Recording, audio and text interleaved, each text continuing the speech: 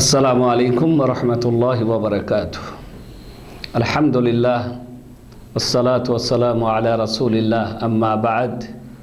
আউযু বিল্লাহি মিনাশ শাইতানির রাজীম। বিসমিল্লাহির রহমানির রহিম। সুপ্রিয় দর্শক, আজকে আমরা 14তম পর্ব নিয়ে উপস্থিত হলাম। আজকে আমাদের 14তম পর্ব। আজকে পর্বে আসছে হাদি, উদহিয়া এবং আকিকা। হাদি যেটা উমরা করতে গিয়ে বা হজ করতে গিয়ে হাজিরা জবাই করে, তার নাম হচ্ছে হাদি। আর উদহিয়া যেটা সাধারণ মানুষ কোরবানি করে, সেটা হচ্ছে উদহিয়া। আর আকিকা সন্তানাদি জন্মগ্রহণ করার পরে 7 দিনে যেটা করতে হয়, তার নাম হচ্ছে আকিকা। রাসূল করিম সাল্লাল্লাহু আলাইহি সাল্লাম হাদি হিসাবে ছাগল পাঠিয়েছেন মক্কায়, হাদি বা মক্কায় জবাই করার জন্য তিনি ছাগল পাঠিয়েছেন, তিনি উটও পাঠিয়েছেন, আবার তিনি তার স্ত্রীদের পক্ষ হতে গরুও পাঠিয়েছেন। তিনি মদিনা থাকা অবস্থায় পাঠিয়ে দিয়েছেন এবং যখন হজ করেছেন তখনও তিনি এই হাদি বা কোরবানি করেছেন, এবং যখন উমরা করেছেন তখনও তিনি হাদি জবাই করেছেন।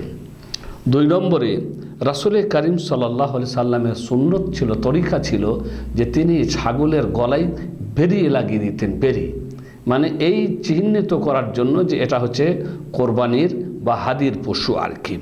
অনুরূপভাবে যখন তিনি কোনো হাদি পাঠাতেন, তখন তিনি মুকিম অবস্থায় থাকলে, মানে তিনি মদিনাতে আছেন আর মদিনা থেকে তিনি হাদিয়ে পাঠিয়ে দিয়েছেন, তখন তার জন্য জরুরি ছিল না যে তিনি আবার এহরাম বাঁধবেন বা এহরাম অবস্থায় থাকবে।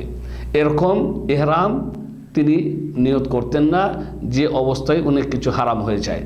তো মোট কথা হচ্ছে, যেটা বলার উদ্দেশ্য সেটা হচ্ছে, কেউ যদি হাদি পাঠায় মক্কাতে জবাই করার জন্য, তার জন্য এটা জরুরি নয় যে তাকে এহরামের নিয়ত করতে হবে।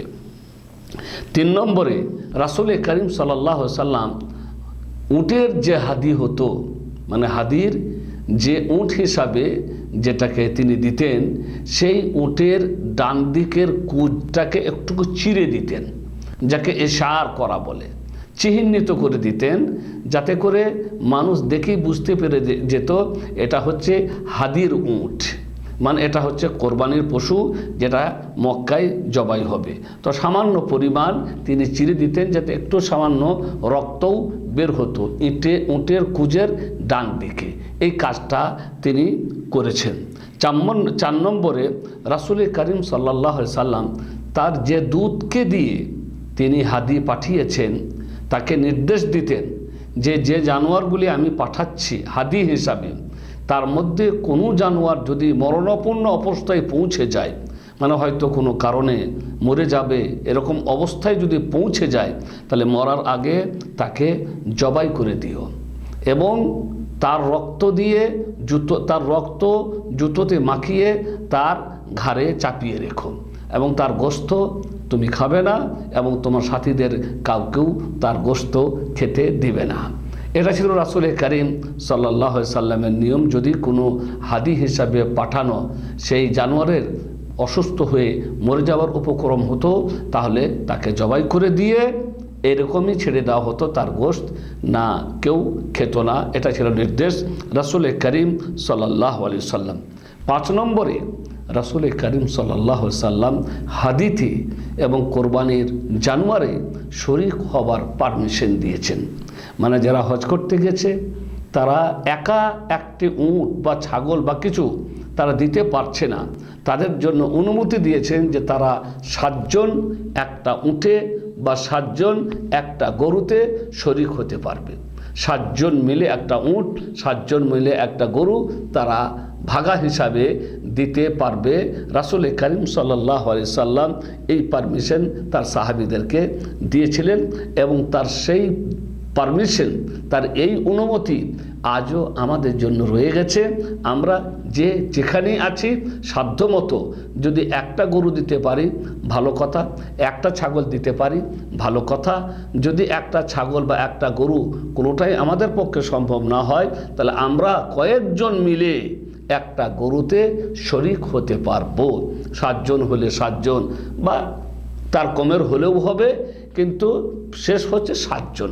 7 জন পর্যন্ত একটা গরুতে শরিক হওয়া যায়, 7 ভাগে একটা গরুকে দেওয়া যায়, যার পারমিশন দিয়েছেন আমাদেরকে রাসূল করিম সাল্লাল্লাহু আলাইহি সাল্লাম। 6 নম্বরে, যে চালক এই হাদিগুলাকে মক্কায় নিয়ে যেত তাকে আল্লাহ রাসূল সাল্লাল্লাহু আলাইহি ওয়াসাল্লাম বলেছেন, যদি প্রয়োজন হয় তাহলে এই উটগুলির কোনো একটির ওপরে তুমি আরোহণ করতে পারবে, মানে একটার উঠে চেপে বাকিগুলোকে তুমি হাঁকিয়ে নিয়ে যাবে, তবে তার সাথে উত্তমভাবে যেন মানে ব্যবহার হয়, মানে উটটার জন্য কোনো অসুবিধা না হয়। প্রয়োজন হলে তুমি এই উটগুলির কোনো একটি উটকে বাহন হিসাবে ব্যবহার করতে পারবে ততক্ষণ পর্যন্ত, যতক্ষণ না কোনো অন্য একটা সাওয়ারি তুমি পেয়েছো। অনুরূপভাবে রাসূল করিম সাল্লাল্লাহু আলাইহি সাল্লামের উট জবাই করার নিয়ম বা আদর্শ তরিকা পদ্ধতি ছিল, উটটাকে দাঁড় করিয়ে রাখতেন আর তার পা দুটিকে, সামনের হাত যেটাকে হাত বলা হয়, সামনের দুটি হাতকে, উটের পা উটের হাত সে দুটিকে বেঁধে দিতেন, দাঁড় করিয়ে রেখে সে দুটিকে, সামনের দুটিকে তিনি বেঁধে দিতেন এবং জবাই করার সময় তিনি বিসমিল্লাহ এবং আল্লাহু আকবার বলতেন।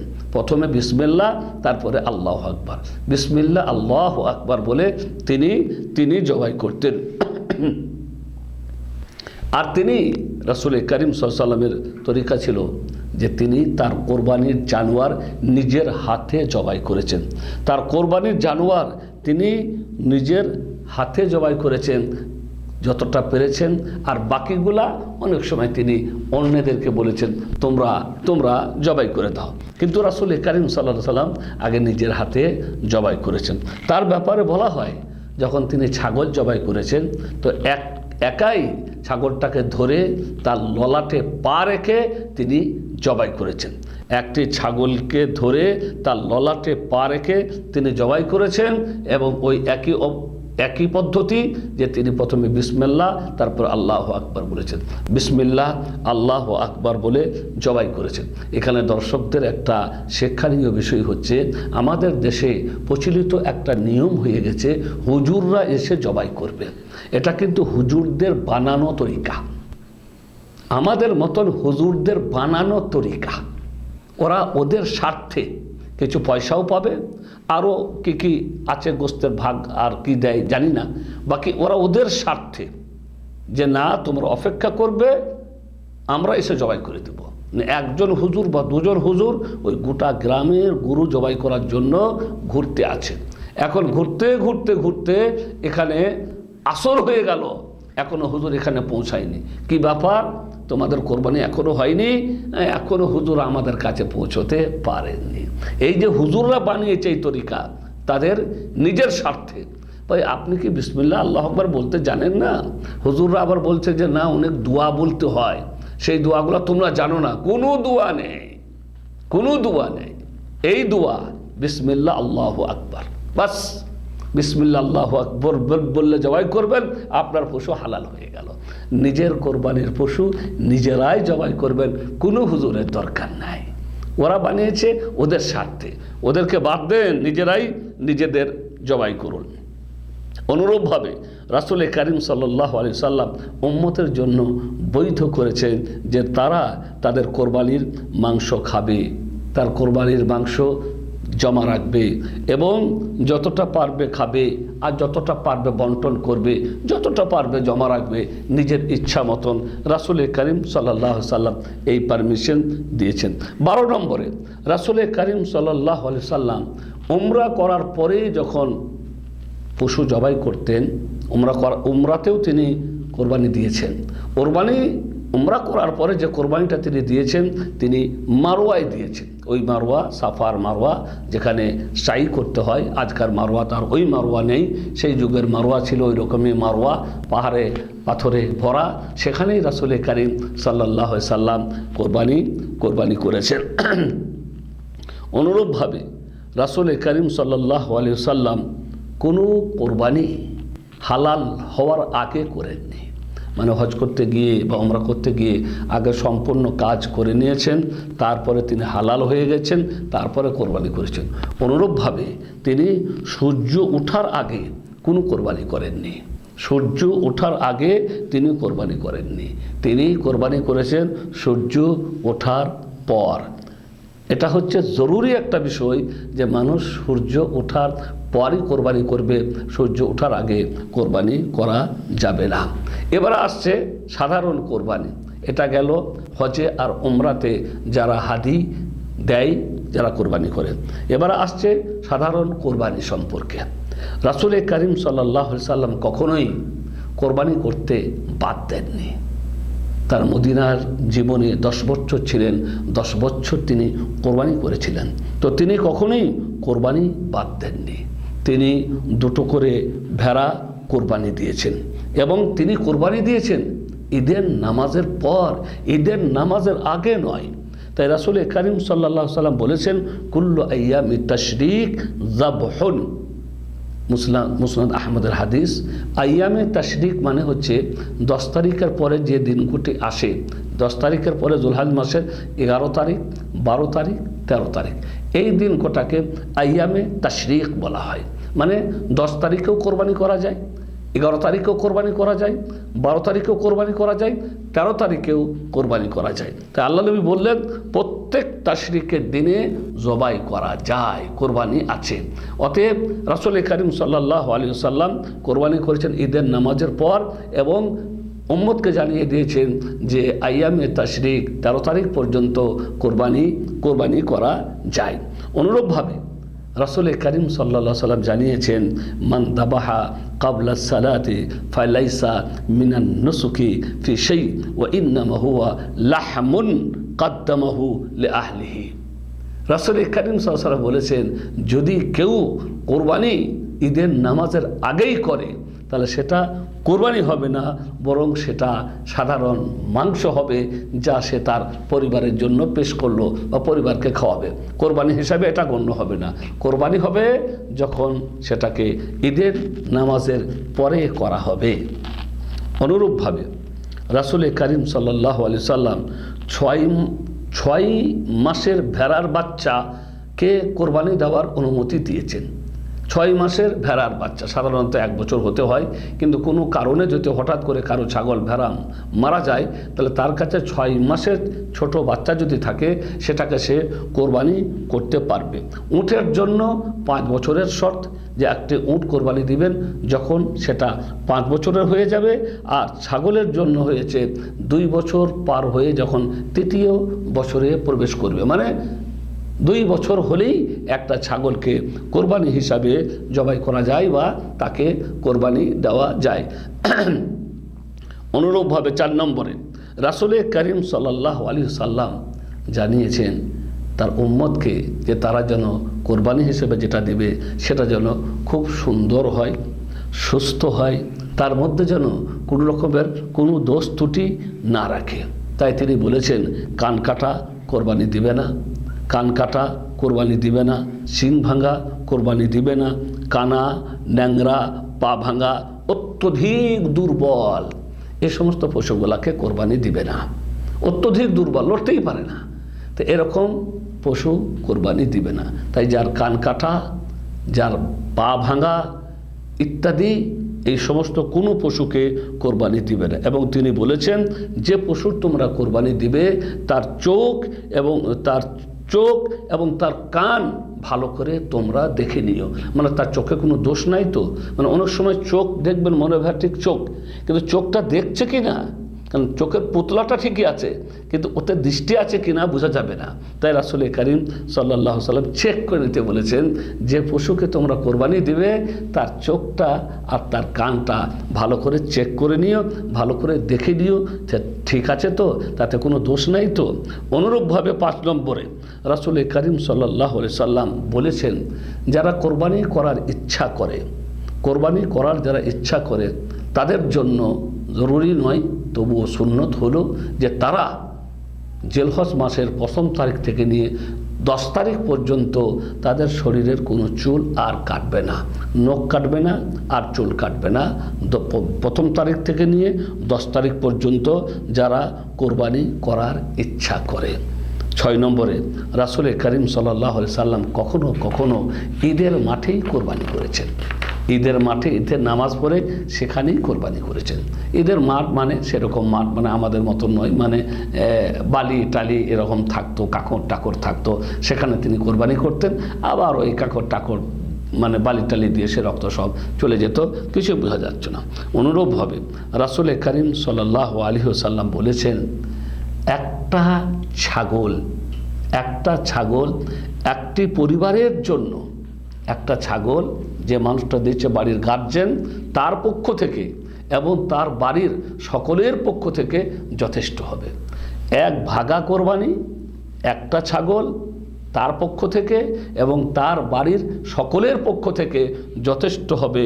ওয়ালাউ কাসরা আদাদুহুম, যদিও বাড়ির সদস্যর সংখ্যা অনেক বেশি হয়, যদিও বাড়ির সদস্যের সংখ্যা অনেক বেশি হয়, তবুও একটা ছাগল বা 1 ভাগা কোরবানি বাড়ির সকলের পক্ষ থেকে যথেষ্ট হবে।